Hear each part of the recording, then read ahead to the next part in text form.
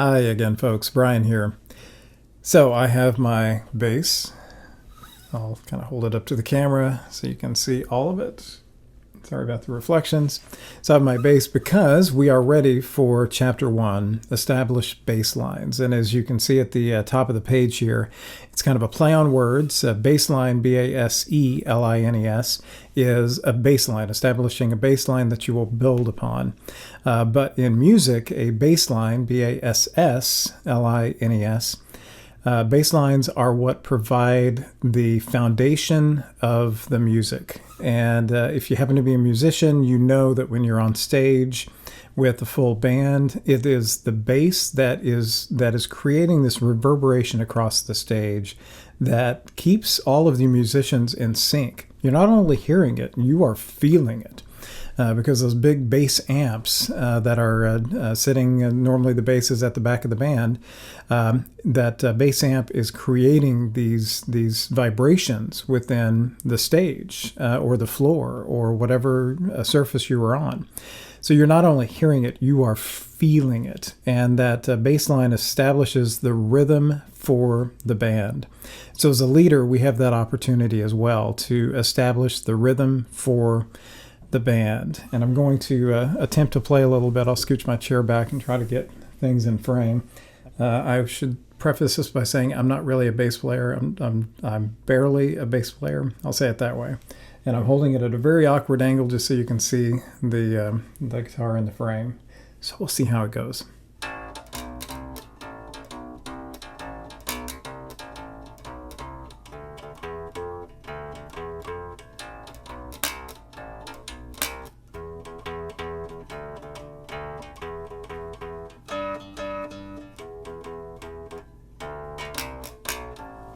There we go.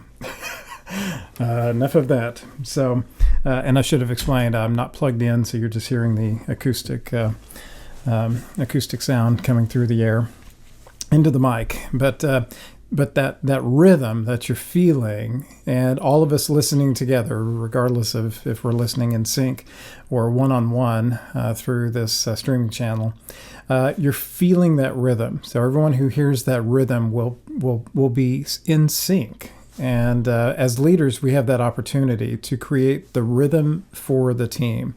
It's just like what we talked about with the hand drum, creating that tempo, creating that rhythm for the team. The bass line does that for any music. It establishes the not only the core of the chord and chords that are progressing, but also the beat itself. Yeah, working closely with the drummer, but the bass has that important role. So as you see here on the page 9 within the book, if you've acquired the book, this is how each chapter will begin. We'll start with a little musical analogy, and then we will list the topics that you're going to be covering in that chapter. The topics are building those competencies that will lead to the capability of being able to establish baselines to set the right leadership rhythm. So each of these topics are going to take up a few pages within the book. And you'll see as we get into the book that there's going to be headers that tell you when we're heading into that new topic. So hopefully it's fairly easy to follow. So let's move forward to page 10. And I'm not going to be reading the book verbatim, obviously, but I'll just be hitting some of the highlights. And the highlight on this page is the definition of leadership, as we see here at the top. We have so many definitions of leadership within literature, within obviously the dictionary definitions. I came up with my own that ties in with the concept, the philosophy of harmonic leadership. So my definition of leadership is developing greatness in self and others by caring. That core concept of care shows up again. So the definition of a leader then is a caring person who is dedicated to creating greatness. That's it. So this is the essence of leadership and the essence of being a leader. And as I mentioned in a previous video, when I really looked at leadership and brought it down to the core essence, distilled it down to, okay, what is at the core of being a leader? It's caring. It's caring for others, it's caring for the group, it's caring for the work, and it's caring for the self. So within the subtitle of the book, as you recall, Harmonic Leadership is leading with inclusive, mindful caring. So on this page, you see a little frame on being an inclusive leader, one who shows high emotional intelligence and meets the needs of all. Not some, not just those in my in-group, not just those who I relate well with, but all. And the mindful caring leadership, I'll share with you that when I first came up with this phrase, I originally had inclusive, mindful, caring. 3 different words, 3 different concepts. But the more I looked at it, the more I thought about it, the more that I thought, mindful caring is a phrase that should be together. Mindful is the qualifier for caring. Yes, I can be mindful. Yes, I can care. But if I mindfully care, my gosh, the focus, the power is going to be that much greater. So I combine the phrase together.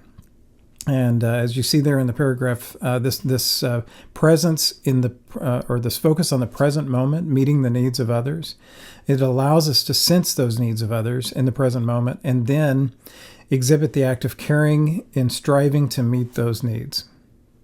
That is the essence of being a leader. As a leader, those people are not here to serve me. I'm here to serve them so they can find their greatness, so they can do great work. And collectively, then we can all be great together. And that brings us to the next concept of purposeful leadership. Purpose is what drives us. Without purpose, we won't be going anywhere. We'll just be sitting.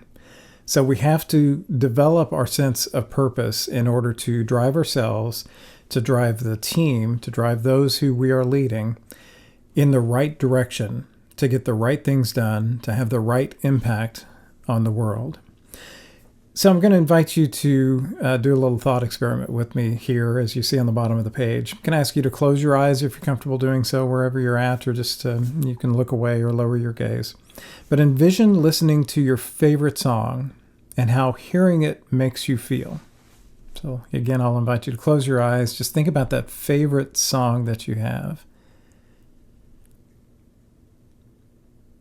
You can hear it in your mind.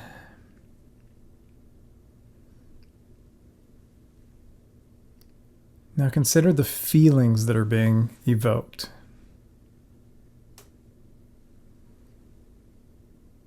Perhaps you have a smile on your face. Perhaps you're sitting up straighter. Sense what's going on in your body as you're imagining that song being played. Generally, it makes us more energized or gives us a feeling of calm, perhaps, if it's a slower song.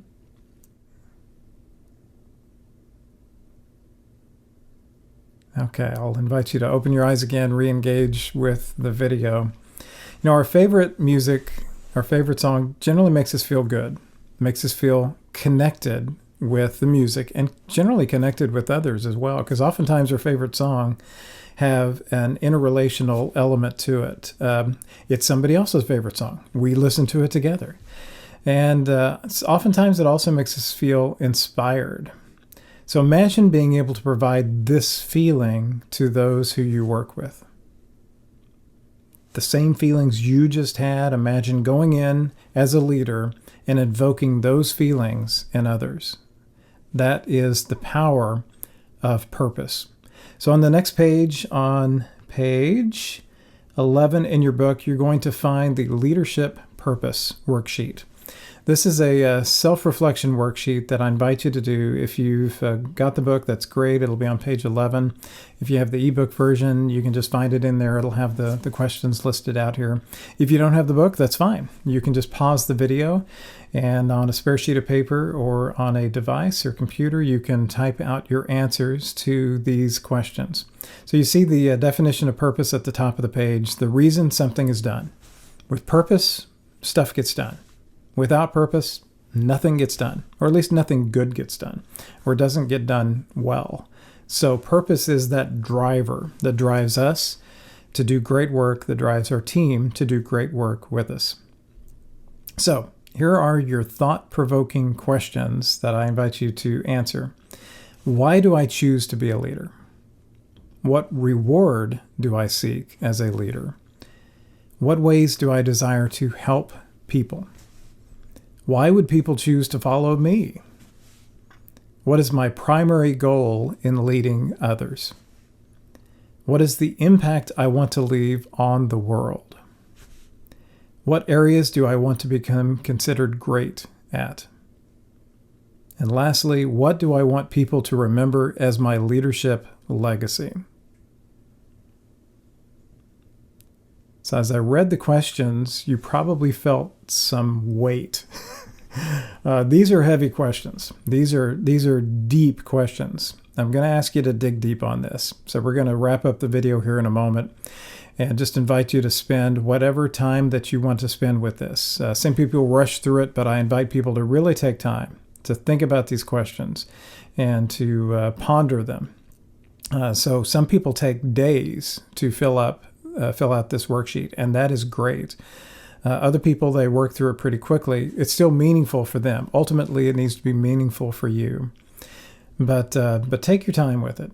Think about it before you finish it off.